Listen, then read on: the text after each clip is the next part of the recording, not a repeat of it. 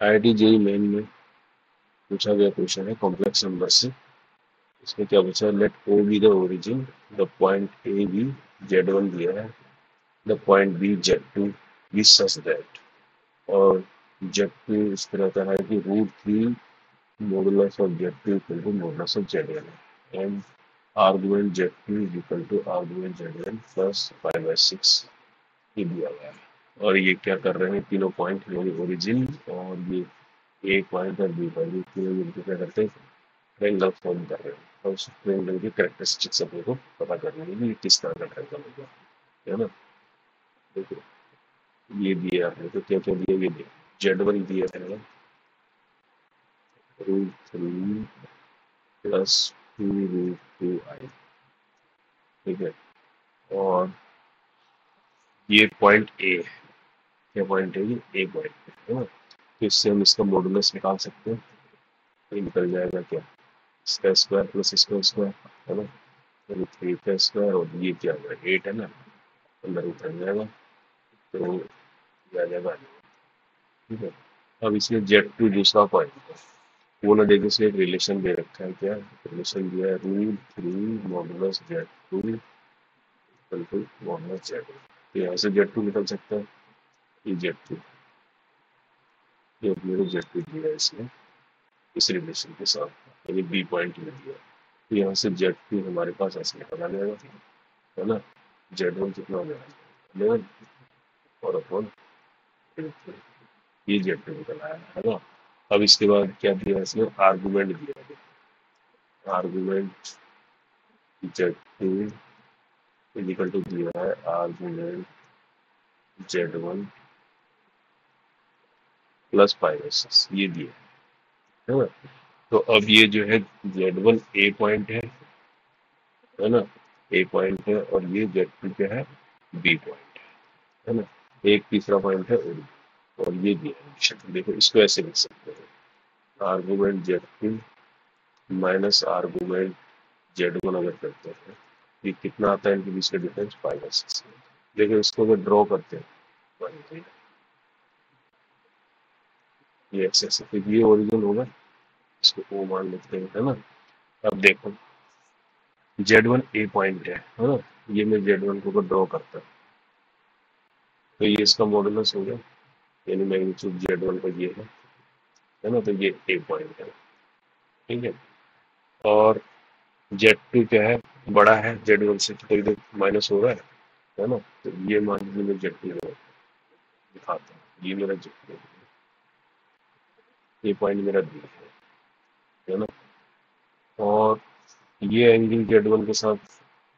मुझे नहीं पता, लेकिन इन दोनों का डिफरेंस पड़ता है, Z2 minus argument Z2 minus argument Z1 कितना है 5/6, यानी ये एंगल मुझे है, ये एंगल कितना है 5/6, है ना। इन दोनों का डिफरेंस है ना, Z1 का मतलब ये वाला एंगल हो गया, Z2 का मतलब ये वाला एंगल हो गया, तो इन दोनों का डिफरेंस होगा 5/6। अब ये ट्रायंगल फॉर्म कर रहे हैं ओ ए बी, तो कहने वाला अगर मैं इसको इससे मिलाता हूँ,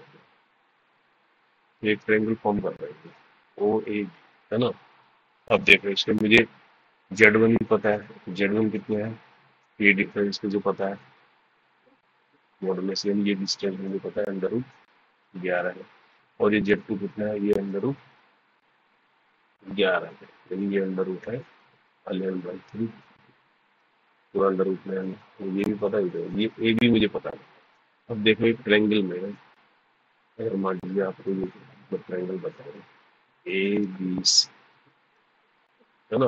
कोसाइन रूल में क्या आता है, ए के सामने की लेंथ को ए मान लेते हैं, बी के सामने लेंथ को बी, सी के सामने सी, है ना। अगर मान लीजिए मैं इसमें कोसाइन लगाता हूँ, को सी निकालना चाहता हूँ, है ना, तो इसके सामने ये वाला एंगल है ना, तो इसको मैं माइनस लूंगा, यानी ए स्क्वायर, दो साइड ऑफ उसका स्क्वायर माइनस 6 में, और जो ये बची है 2a, ये इस तरह का फार्मूला है ना। तो कहने का मतलब अगर मैं यहाँ पर ठीक मैं अभी फार्मूला लगाने जा रहा हूँ, मुझे ए बी लेंथ निकालनी है ना। तो ए बी लेंथ निकालने, जिस एंगल, ये एंगल मुझे पता है, जिस एंगल को मैं लूंगा उसके सामने की लेंथ निकलेगी, है ना। कहने का मतलब यहाँ से अगर मैं देखूँ इसको, सी स्क्वायर इक्वल टू क्या बनेगा, a square plus b square minus 2ab of c, ये फार्मूला मैं लगाऊंगा इसमें, इससे मेरे पास क्या मिलेगा देखो, इससे मेरे पास ए बी लेंगे, यानी इस फार्मूले में यहाँ लगा रहे हैं तो ए बी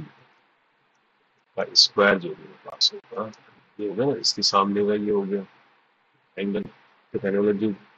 दूसरी डिस्टेंस है, यानी कहने का मतलब √11/√3 का होल स्क्वायर हो गया, ये ए स्क्वायर मान लो, ये बी स्क्वायर मान लिया, है ना, -2 ए मान लो √11/, इसको ऐसे लिख लो, दोनों 11/√3 इंटू बी है अंदर, है ना, यही पे है, और कोस ऑफ सी,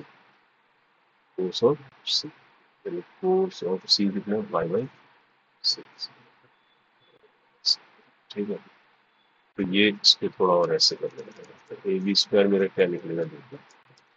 ये अंडर रूट हट जाएगा, (11/3) आ जाएगा, ये भी अंडर रूट हट जाएगा, 11 आ जाएगा, यहाँ क्या आ जाएगा,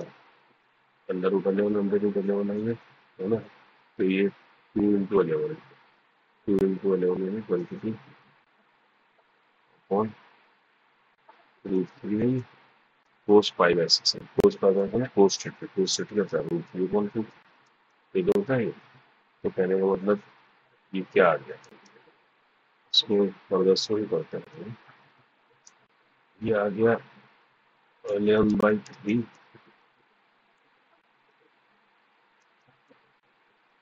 11/3 प्लस 11,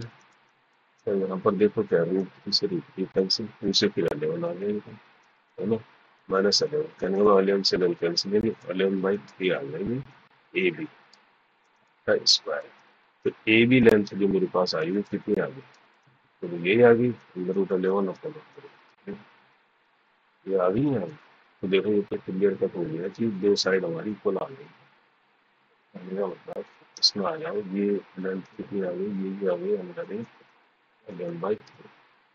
है ना। अब दो साइड किसी की इक्वल है तो इसके सामने का एंगल भी इक्वल होंगे, है ना, इसके सामने का एंगल क्या होगा, 5/6 है ना, तो ये कितना बनेगा, 5/6 का मतलब होता है 30 डिग्री, 30 डिग्री में 60 डिग्री हो गया, तो 180 में 60 है तो 120 डिग्री, ये 120 डिग्री हो गया ये, है ना। अब ऑप्शन में आ जाओ, हमने ट्रायंगल पता कर लिया, साइड भी पता कर लिया, है ना, तो इसमें देखो ये वाला जो ऑप्शन है बी, है ना, ये वाला सही होगा, क्यों, ये ऑब्ट्यूज ट्रायंगल है क्या, क्योंकि इसका एक एंगल क्या है 90 डिग्री से बड़ा, यानी एंगल बी जो है वो क्या है, ग्रेटर देन 90 डिग्री है ना, तो इससे क्या हो गया, ये ऑब्ट्यूज हो गया, है ना। दूसरा क्या है, दो साइड इक्वल यानी दो एंगल इक्वल है ना, यानी angle O equal to angle A equal to कितना है, 5/6 यानी 30 डिग्री है ना, दो एंगल से होने, तो आइसोसेल्स भी हो गई, तो आइसोसेल्स भी है और ऑब्ट्यूज भी है, तो इसका मतलब हमारा ऑप्शन बी हो सीधा, ठीक है ना। इनको तो देखने की जरूरत ही नहीं है, एरिया निकालने की जरूरत है, यहीं से पहले पता लगा, एरिया तो तब निकालेंगे, है ना। और ये स्केल ट्रायंगल का मतलब होता है कि इसकी साइड है क्या सब अनइक्वल है, अनइक्वल तो नहीं है, इक्वल है ना दो साइड, तो इसलिए बी इसका राइट आंसर है, तो इस क्वेश्चन की अप्रोच ऐसी होगी, थैंक यू।